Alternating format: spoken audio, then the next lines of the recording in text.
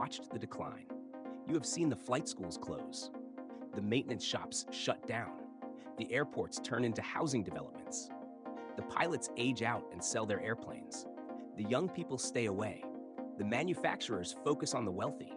The regulators tighten the restrictions. The insurance companies raise the rates. The fuel becomes scarce and expensive. The parts become difficult to find. The mechanics become rare.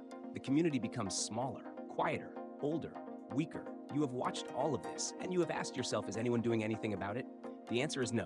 General aviation is dead in the water. Nobody is saving it. Not the FAA, not the manufacturers, not the associations, not the pilots. Nobody. It is not being destroyed. It is being ignored. Left to die, slowly, painfully. And most people do not even notice. Let me start with a story. A friend of mine is a flight instructor. He is 65 years old. He has been teaching for 40 years.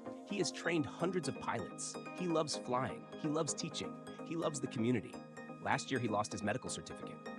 Not because he is unhealthy, because the FAA decided his medication was an issue. A common medication, a safe medication. He fought it. He spent thousands of dollars on medical tests. He spent months dealing with paperwork. He appealed. He lost.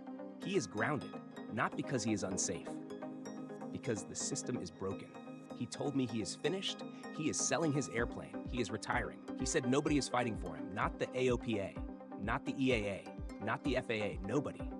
He said general aviation is dead in the water. He is right. Here is the truth. General aviation is dead in the water, not because of one single problem, because of everything, the regulations, the costs, the demographics, the culture, the infrastructure, the fuel, the insurance, the mechanics, the airports, the manufacturers, the pilots. All of it is broken. All of it is declining. All of it is being ignored. The organizations that are supposed to represent us are weak. They are reactive. They are outdated. They are run by many of the same people who allowed these problems to grow. They are not saving general aviation. They are managing its decline. And that is not the same thing.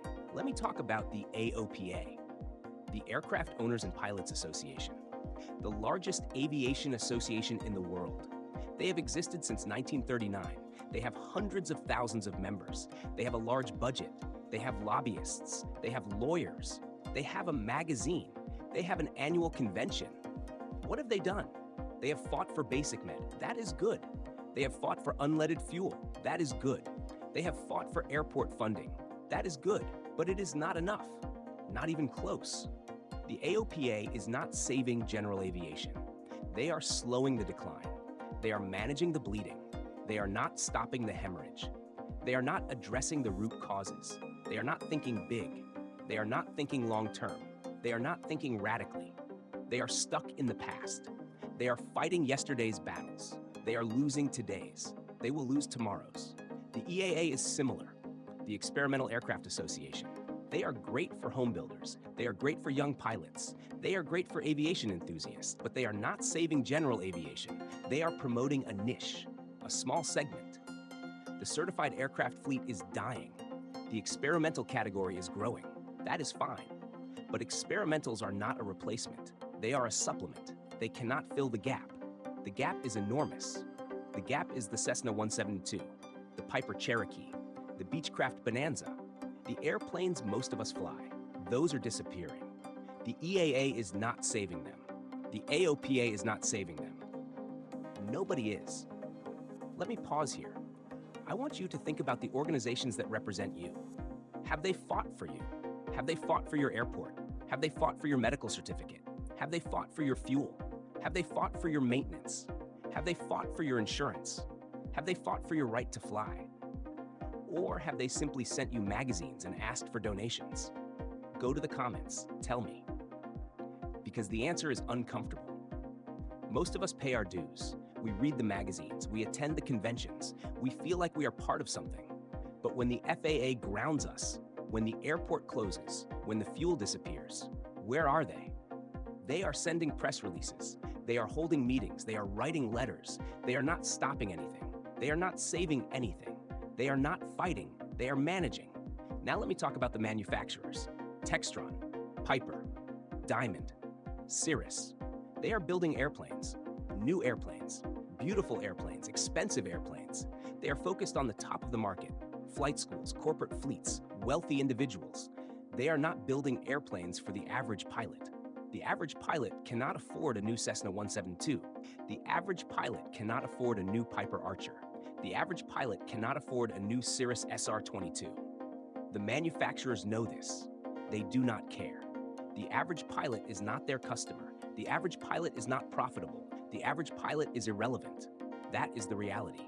The manufacturers have abandoned the middle class. They've abandoned the hobbyist. They have abandoned the weekend warrior. They are building for the top. The top is small. The top is shrinking, but the top is profitable. That is the business model. It is not sustainable. It is not saving general aviation. It is accelerating its decline. Let me pause again. I want you to think about the last new airplane you saw. When was it built? Who bought it? How much did it cost? What will happen to it in 10 years? Go to the comments. Tell me. Because new airplanes are not the future. They are the present. And the present is not enough. The present is not sustainable. The present is not growing. The present is dying. New airplanes are expensive. They are complex. They are difficult to maintain. They are difficult to insure. They are difficult to sell. They are not the solution. They are part of the problem. Now let me talk about the pilots. The pilots are part of the problem, not the regulators, not the manufacturers, not the associations. The pilots. We are old. We are tired. We are passive. We complain on forums. We do not show up to meetings. We do not vote. We do not organize. We do not fight. We accept. We watch our airports close. We watch our flight schools shut down. We watch our mechanics retire. We watch our fuel disappear. We watch our medical certificates get revoked. We do nothing. We say it is inevitable. We say the world has changed. We say we cannot stop it. We are wrong. We can stop it. We choose not to. That is the truth. We are dead in the water. We are allowing it to die. I am not exempt. I have done the same thing. I have complained. I have not acted. I have watched my hometown airport close. I did not go to the city council meeting. I did not speak. I did not fight. I accepted it. I regret it. I should have fought. I should have organized. I should have brought the community together. I did not. That is my failure. It is also your failure. We are all responsible. We are all part of the problem. If we want to save general aviation, we have to change. We have to act. We have to fight, not tomorrow, today, right now. Here is my advice. If you love general aviation, do something. Do not wait for someone else. Do not wait for the AOPA. Do not wait for the EAA. Do not wait for the FAA. Do it yourself. Go to your airport, talk to the owner, talk to the mechanic, talk to the instructor, talk to the students, listen to their problems, help them, organize, go to the city council, speak, bring your friends, bring your students, bring your mechanic. Show them that the airport matters. Show them the economic impact. The flight school brings students from outside the area. They buy fuel, they eat at restaurants, they stay at hotels. That is money. Show them the property values. Houses near airports sell for less. That is true. But houses near airports also have access to aviation. That is a benefit. Show them the history. The airport has existed for 50 years. The houses came later. The people who complain about noise chose to live next to an airport. That is their problem, not yours. Fight, organize, raise money, apply for grants, lobby the FAA, lobby your representatives. Do not give up, because if you give up, the airport closes, and once it closes, it never returns. If you love general aviation, teach. Become a flight instructor, or a ground instructor, or a mentor. Find a young person, introduce them to aviation, take them flying, show them the joy, the freedom, the beauty, the passion. Pass it on. That is how the community survives. Not through organizations, through individuals, through you, through me, through us. If you love general aviation, support your mechanic. Mechanics are the unsung heroes of general aviation. They keep airplanes flying.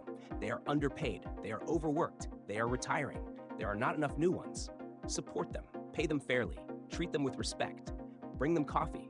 Bring them donuts. Bring them business. Refer them to other owners. Help them train new mechanics. Be their advocate. Be their friend. Without mechanics, there is no general aviation. If you love general aviation, buy an airplane. Buy a used one. Buy a simple one. Buy a reliable one. Fly it often. Fly it every weekend. Fly it to other airports. Fly it to fly-ins. Fly it to breakfast. Fly it to lunch. Fly it to dinner. Show the world that general aviation is alive. That is the only way to save it. Not with words, with action. with flights, with joy, with passion. That is the only answer. Let me pause one more time. I want you to think about what you can do. Not what the AOPA can do, not what the EAA can do, what you can do. Go to the comments. Tell me, make a commitment, say it out loud, write it down. I will fly more, I will teach, I will volunteer, I will fight for my airport, I will support my mechanic, I will join a flying club, I will mentor a student, I will buy an airplane, I will fly it. I will not give up. Say it, mean it, act on it. That's the only way to save general aviation. One pilot at a time, one flight at a time, one airport at a time, one mechanic at a time, one student at a time. That is how we win. That is how we survive. That is how we thrive. Here's my final thought. General aviation is dead in the water. Nobody is saving it. That is the truth. But it does not have to be the future. We can save it. We can revive it. We can rebuild it. Not by waiting, by acting, not by complaining, by doing, not by hoping, by fighting. The fight is not easy. It is not quick. It is not guaranteed, but it is worth it. Because general aviation is worth saving. The freedom is worth saving. The community is worth saving. The passion is worth saving. The sky is worth saving. It belongs to us. It has always belonged to us. We just have to fight for it. Are you ready? I am. Let us do this. Let us save general aviation.